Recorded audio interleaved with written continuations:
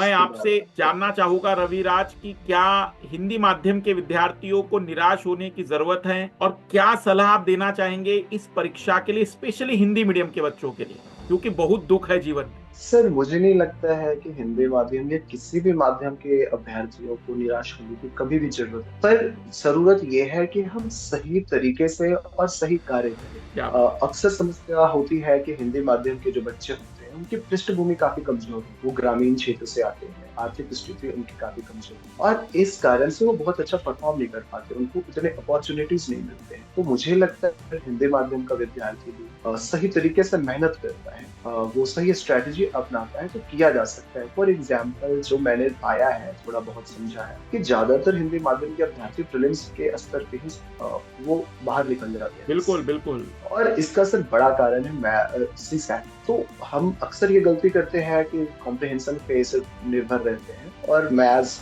Reasoning इन सबको ध्यान नहीं देते। मेरा मानना है सर कि मैथ्स रीजनिंग पे भी ध्यान देना चाहिए। मैंने तो सारे के सारे सीसैट सिर्फ मैथ्स और रीजनिंग के बेस पे क्लियर किए हैं, बट मैं बाकियों से ये कहता हूँ कि कॉम्प्रिहेंशन बहुत अच्छा है, उस पर अगर आप अच्छा कर पाते हो, but at the same time maths और रीजनिंग के कुछ टॉपिक्स ऐसे हैं जिसको हमें तैयार करके जाना चाहिए और एग्जामिनेशन हॉल में उसको जल्दी से पूरा कर लेना चाहिए। तो अगर हम सर सीसैट के इस चुनौती को सही स्ट्रेटजी के साथ, सही मेहनत के साथ चुनौती का सामना कर पाते, तो सर मेंस में बेसिकली राइटिंग प्रैक्टिस की बात, राइटिंग आपकी कितनी अच्छी है, हम अपने पेपर को कैसे करते हैं। फॉर एग्जाम्पल सर, इस बार मैंने एक जो बड़ा परिवर्तन ये किया था हाँ हाँ। अपने आंसर राइटिंग में, कि पिछले बार मैं आंसर को नॉर्मल लिख रहा था, पर इस बार मैं हर आंसर को, आंसर के हर पॉइंट को एग्जाम्पल के साथ सब्सटेंशिएट। क्या बात। अगर जैसे इस बार एक पीएलआई का क्वेश्चन आया था, अगर मैं हाँ उसको हाँ बिल्कुल एग्जाम्पल, बिल्कुल।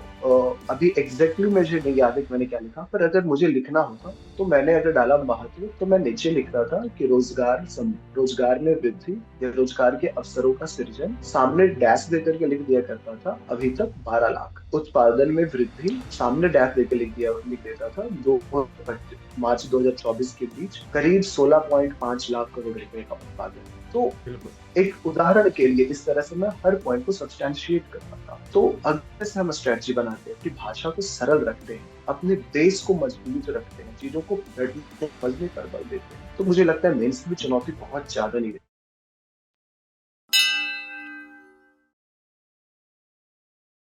साथ और बोलो सारे बहुजन, यूपीएससी में कौन पसंद, अकेडमी मेरा दिल मेरी जान और